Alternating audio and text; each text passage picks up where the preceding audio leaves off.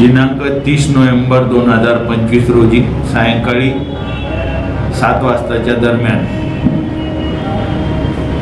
मयत नामे निलिमा संजय खरबडे वय अंदाजे 45 वर्षे हिचा खून झाल्याचे राजापेठ पोलीस स्टेशनला कळविण्यात आले। त्यावरून राजापेठ पोलीस स्टेशनला गुन्हा रजिस्टर नंबर 738/25 खुनाचा गुन्हा दाखल करण्यात आला। कलम 103(1) तसेच 238 भारतीय न्याय संहितेप्रमाणे गुन्हा दाखल करण्यात आला होता। सदर गुन्ह्याचा तपास करताना या गुन्ह्यात आरोपी निष्पन्न नसल्यामुळे वेगवेगळ्या शक्यता वर्तवल्या जात होत्या आणि या शक्यतेचा तपास क्राईम ब्रँच तसेच राजापेठ पोलीस स्टेशन या दोन्ही मार्फत स्वतंत्रपणे चालू होता।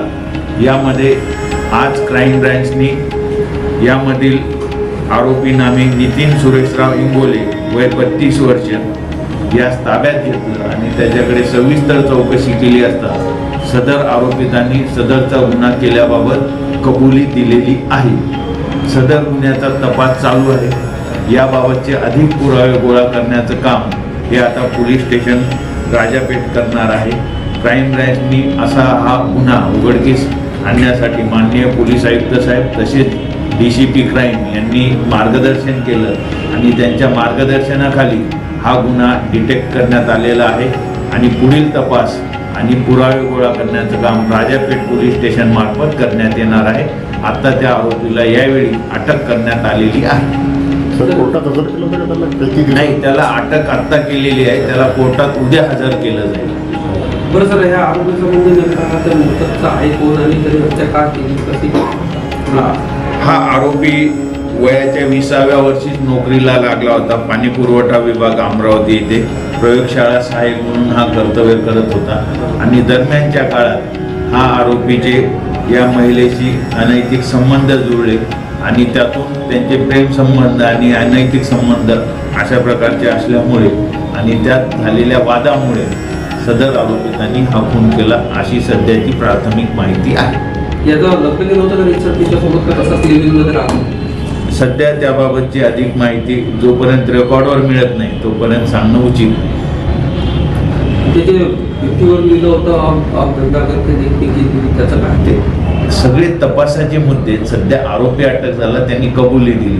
बाकी ज्या काही बाबी आहेत त्या तपासात जसजसं तपास पुढे जाईल, कारण आरोपी ताब्यात येऊन 1-2 तासच झालेले आहेत आणि 1-2 तासात सगळे पुरावा सगळे योग्य नाही।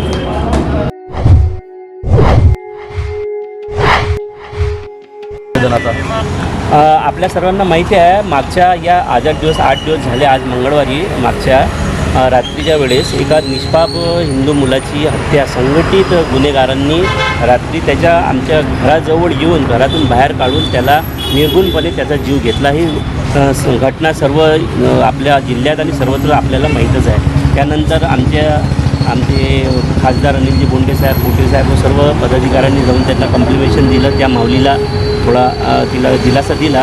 परंतु जे प्रिंट मीडिया आहे, सोशल मीडिया यामधून या प्रकरणाची जी हवा आहे की चणे फुटाणे विकणाऱ्या रेल्वेत विकणाऱ्या चणे फुटाणे यांचा वाद झाला आणि त्याचा मर्डर झाला अशी संभावना करण्यात आली, पण तसा तो प्रकार नाही आहे। एका निष्पाप गरीब मुलाला नाहकपणे संघटित इस्लामिक गुन्हेगारांनी त्याला येऊन त्याच्या गरिबीचा फायदा उचलला, त्याच्या कमजोरीचा फायदा उचलून त्याला घरातून काढून क्षुल्लक कारणावरून मारण्यात आले आणि या लोकांचे मनसुबे, या लोकांची ताकद, या लोकांची घृणा एवढी वाढलेली आहे की ते कुठल्याही गरीब लोकांचा धक्काही बर्दाश्त करायला तयार नाही आहे।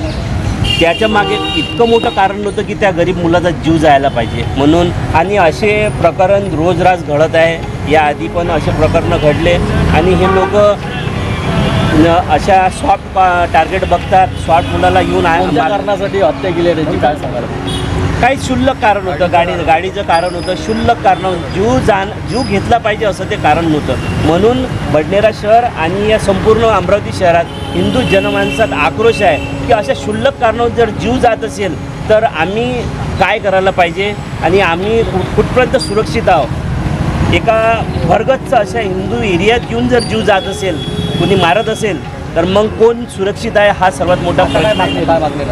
आमची मागणी आहे की त्याच्या मारेकऱ्याचा सखोल चौकशी झाली पाहिजे. त्याच्या मागचं जे मास्टर माइंड आहे, त्याच्या मागे ती जी ताकद आहे, जे अवैध धंदे करणारे असो किंवा सराईत गुन्हेगार असो, यांना कडक शासन झालं पाहिजे आणि त्यांना जबर बसली पाहिजे. असा फास्ट ट्रॅक कोर्टात तो चालला पाहिजे, हा आमचा यावेळेस मागणी आहे.